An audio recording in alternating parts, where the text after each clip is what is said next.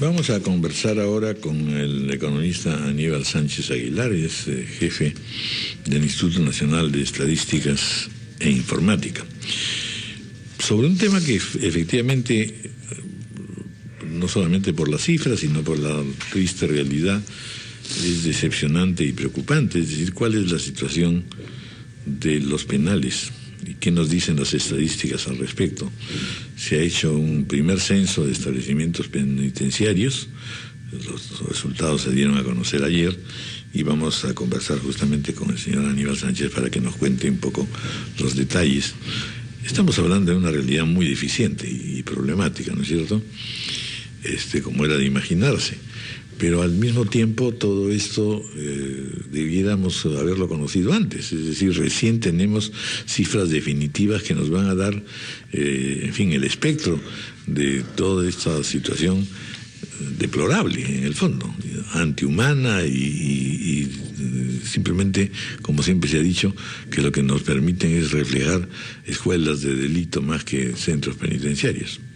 Cuéntanos un poco a ver cuáles son las cifras más impactantes, más bueno, muy buenos días. El número, por lo pronto, sí, el número claro, es altísimo. Sí. Muy buenos días, muchas gracias por la invitación. Bienvenido. Es verdad, el INE, en coordinación con el sector justicia, con el Instituto Nacional Penitenciario, levantamos este primer censo nacional en todos los penales de la República.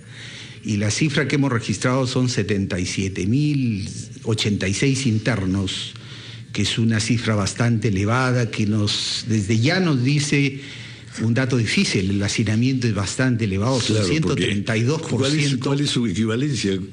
¿Cuántos centros penitenciarios tenemos? Estamos hablando de 66 establecimientos penitenciarios en todo el país. Uh-huh. Y hay pues una capacidad de albergue que no pasa de los 34.000 internos, y estamos en 77.000. Entonces ya el doble. Ya ese es un problema. Ya hay hacinamiento. En segundo lugar, es que este censo nos da también las características sociales, el entorno, características económicas de esta población antes de ingresar a un penal. La mayor proporción son jóvenes, de 18 a 29 años de edad está el 35% de los internos.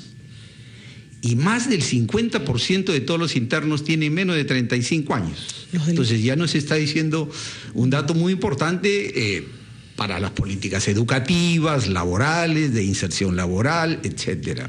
Otro aspecto que es central en este censo es cuál es el entorno familiar, el entorno social que han tenido estas personas que han lamentablemente delinquido y están en los penales. Es que la mayoría, por ejemplo, no alcanzó a completar su secundaria. El 85% de los internos tiene secundaria o menos. Y algunos ni siquiera terminaron la secundaria por razones económicas, porque no tenía los recursos. Más aún, cuando uno les consulta sobre el seno del hogar, la mayor parte de ellos han sido maltratados en su niñez, y el 35% de ellos abandonó el hogar antes de cumplir los 15 años.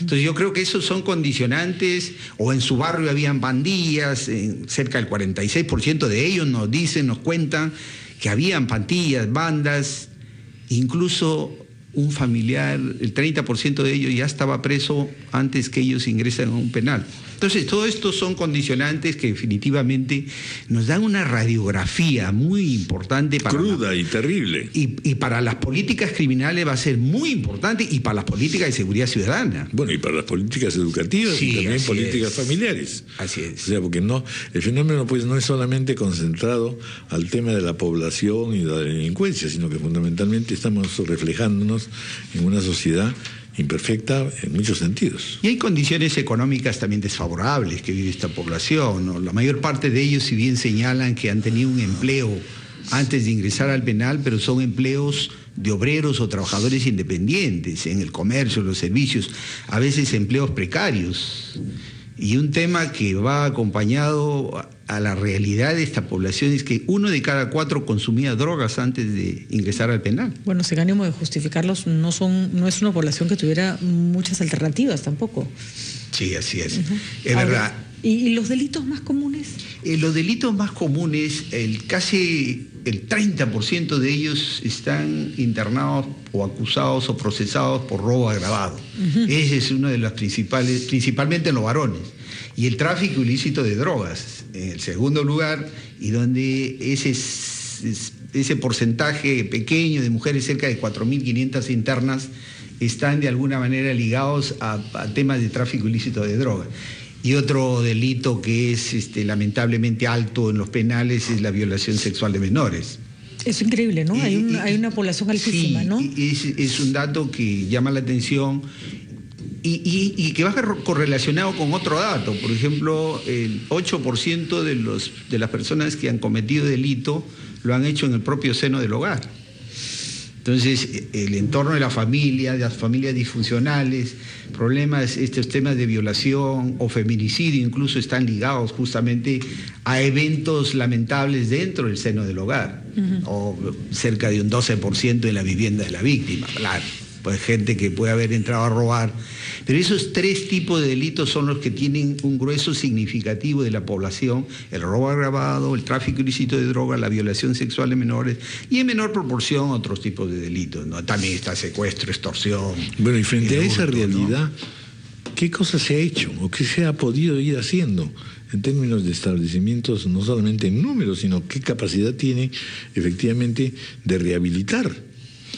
Yo creo que hay un dato muy importante que arroja el censo, que el 69% de los internos están asistiendo a los talleres de formación. Y eso es muy importante, debería generalizarse quizás, ¿no? Porque de alguna manera los está ocupando incluso la posibilidad de tener un oficio.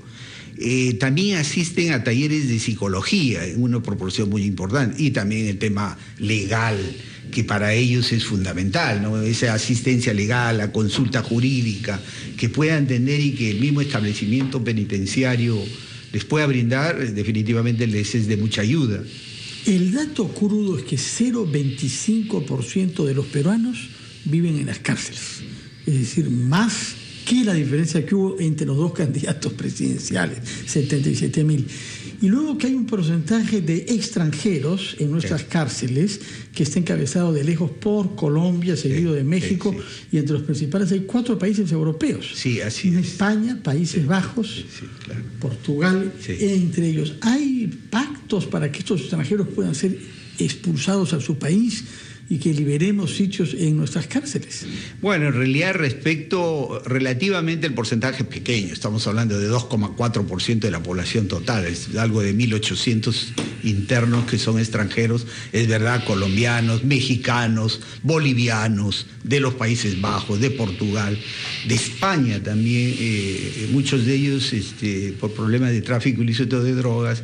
Pero definitivamente deben haber convenios con los países de procedencia que podrían generar ciertos tipos de medidas de extradición o de alguna manera de repatriación para cumplir sus penas en sus lugares de origen.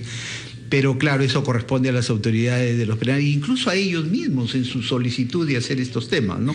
El censo no ha levantado esa realidad, pero definitivamente creemos que existe particularmente... ¿Cómo se tomó esta iniciativa? Bueno, el censo, por un lado, se supone que esto está pedido por el Ministerio del Interior, o se supone que son las autoridades que están tratando de trazar una política más definida. Yo creo que eso es lo más importante. El principal problema ciudadano el día de hoy es la delincuencia. Y si uno no tiene una radiografía que le diga cuáles son los condicionantes de fondo que están propiciando la proclividad a cometer delito, las políticas públicas pueden ser no bien focalizadas. Entonces es importante tener en cuenta esto, ¿no? Hace poco hicimos un estudio en el Callao. El Callao muestra un crecimiento económico importante por encima del promedio nacional. Es la puerta de entrada y salida de la mercadería, de las mercancías y personas. Nuestras relaciones con el exterior se dan por la provincia constitucional del Callao, pero tiene focos de hacinamiento, focos donde los jóvenes no trabajan ni estudian. Hay pobreza en ciertos distritos bastante consolidada, Ventanilla, Mi Perú. Entonces, ahí es donde hay que focalizar temas que tienen que ver con inserción laboral, capacitación para el trabajo, y donde incluso los municipios juegan un rol muy importante, ¿no? En el tema de la familia, la ronda vecinales, todos estos factores definitivamente tienen que ser tomados en cuenta para una adecuada política que de alguna manera atienda este tema que es central en la realidad nacional, ¿no? ¿Sabemos cuántos presos están siguiendo cursos escolares o incluso cursos universitarios por correspondencia? Ese dato no lo hemos levantado. Sin embargo, en la aspiración que ellos expresan en el internamiento, uno de sus grandes objetivos es cuando salgan del penal salir a trabajar. Por eso es que buscan tener un oficio, una ocupación al interior del penal, y una parte importante, cerca del 15%, dicen que necesitan y tienen el deseo de estudiar, de seguir avanzando en sus conocimientos y de esa manera también reinsertarse en la vida después de haber pasado estos momentos de castigo que de alguna manera le da la sociedad. ¿Qué puede decirnos un censo si estudiáramos los establecimientos penitenciarios? ¿De qué carecen? ¿Qué se necesita? Bueno, lo que es muy importante para esta población es siempre la atención de la salud, ¿no? Un quinto de ellos que ha sufrido algún tema de salud no ha sido atendido o no ha buscado atención por diversos factores. Porque no lo atienden bien, porque lo hacen demorar, porque hay mucha congestión del servicio, o porque incluso, lo señalan algunos, les han cobrado cierto dinero. Entonces, ese es un tema central. El tema de los servicios higiénicos es otro tema. La mayor parte indican que están limpios, pero hay una proporción que dice que también tienen problemas con este servicio. Pero hay servicios muy importantes. Yo le hablaba hace un momento de los talleres que están funcionando. Me parece que ese es un campo muy importante por ir ampliando y creo que puede ser beneficioso a esta población que de alguna manera, al margen de lo que haya sucedido, merece cierta atención por parte del Estado, ¿no? Y posibilidades de rehabilitación. Y posibilidades de rehabilitación.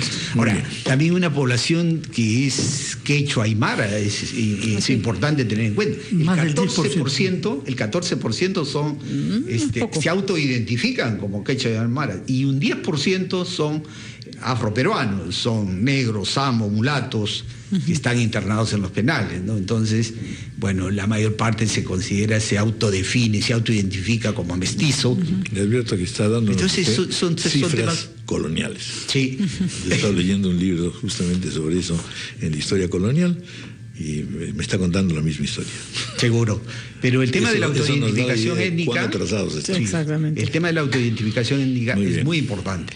Y eso incluso lo trazaremos en el próximo Censo de Población y Vivienda que vamos a tratar de impulsar para el año 2017 y que tomará la radiografía al país de toda la población peruana y le ayudará al próximo gobierno definitivamente a trazar políticas públicas. Después deberíamos tener también un censo de los centros penitenciarios. ¿Qué cosa hay?